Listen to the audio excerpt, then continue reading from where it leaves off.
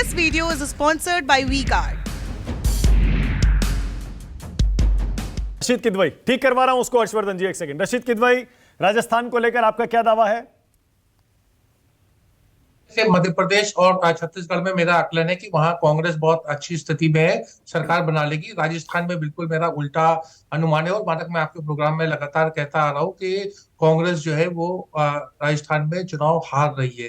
कितनी सीटों से होगा ये आने वाला समय बताएगा, लेकिन कांग्रेस का इतिहास बताता है कि जब भी कांग्रेस हारती है तो वो बड़े मार्जिन से हारती है। तो मैं वो आरपी सिंह के साथ इत्तेफाक रखता हूँ कि हो सकता है कांग्रेस की परफॉर्मेंस इतनी अच्छी ना हो। और उसका सबसे बड़ा कांग्रेस के अंदरूनी तौर पर सिरपटौल था मुद्दों की। जिस लीडर को अपनी पार्टी के हाईकमांड का विश्वास न हो, जो उनके साथ बगावत करे, जो उनकी मीटिंग ना होने दे, एमएलएस की मीटिंग नहीं होने दे, रायशुमारी ना होने दे, आपको क्या ऐसा आकलन लगता है कि वो चुनाव जीत जाएगा और उसके बाद वही पार्टी जो है उसको फिर से मुख्यमंत्री बनाएगी? ये काल्पनिक बात है। मुख्यमंत्री का तो खैर कोई सवाल नहीं उठता, लेकिन मुझे लगता है कि कांग्रेस राजस्थान में अपने पैर पे उसने जो कुल्हाड़ी मारी है पिछले 2-3 साल में, उसका परिणाम जो है वो 3 दिसंबर को साफ नजर आ जाएगा, बल्कि एग्जिट पोल में भी 30 नवंबर को भी नजर आएगा। क्या आप ये इशारा कर रहे हैं रशीद किदवई के कांग्रेस एक बहुत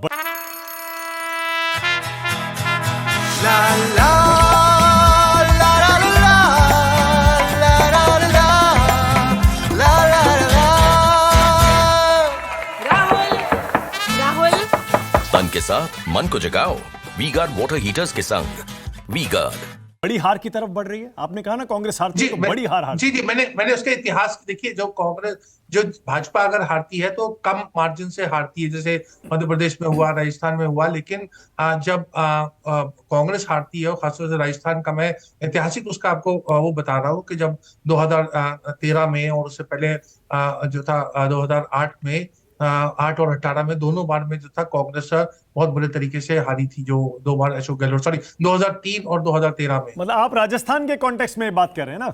जी हाँ, जी हाँ। राजस्थान में 2 बार जब अशोक जी हारे हैं मुख्यमंत्री बनने के बाद, वो 98 बने थे, 3 में हारे तो आप देखिए उसकी क्या संख्या थी, और इसी तरीके से वो 8 में बने और 13 में जब हारे तो उसकी क्या संख्या थी। उससे आपको अंदाजा हो जाएगा कि कांग्रेस का प्रदर्शन वहां किस तरह का होगा। ओके, और आपका असेसमेंट इस बारे में क्या है? अगर बीजेपी जीती तो सीएम की रेस में कौन आगे चल रहा है आपके हिसाब से, रशीद किदवई? हालांकि भाजपा की रणनीति बहुत साफ है, और वो आज से नहीं, शुरू से ही, जब से मोदी युग आया, कोई भी राजनीतिक दल में जब कोई एक व्यक्ति विशेष बहुत महत्वपूर्ण हो जाता है तो मुख्यमंत्री की तो वह म्यूजिकल चेयर चलती है। ये कांग्रेस का भी इतिहास बताता है और भाजपा का भी। मुझे लगता है वसुंधरा को छोड़ के हर आदमी वहां एक सशक्त उम्मीदवार है। ओके, क्या बिल्कुल सही है कि जो सरकार योजनाएं पहले से चला रही है लोग उन पर ज्यादा यकीन करते हैं? जी, मानक देखिए, योजनाएं तो सब चला रहे हैं, सब वही एक ही तरह का ऑफर दे रहे हैं। देखिए, मेरे नजर में जो राज्य में जो संगठन का जो राजनीतिक दल है और उसकी जो लीडरशिप है, उसमें अगर संतुलन है तो वहां के ऊपर उस राजनीतिक दल का बहुत ज्यादा उसको लाभ मिलेगा। जहां वो संतुलन बिगड़ा हुआ है, जैसे मध्य प्रदेश में जिस तरीके के भाषण प्रधानमंत्री ने दिए और जो शिवराज जी का जो सुर था वो बिल्कुल अलग अलग था, उसमें कोई तालमेल नहीं था।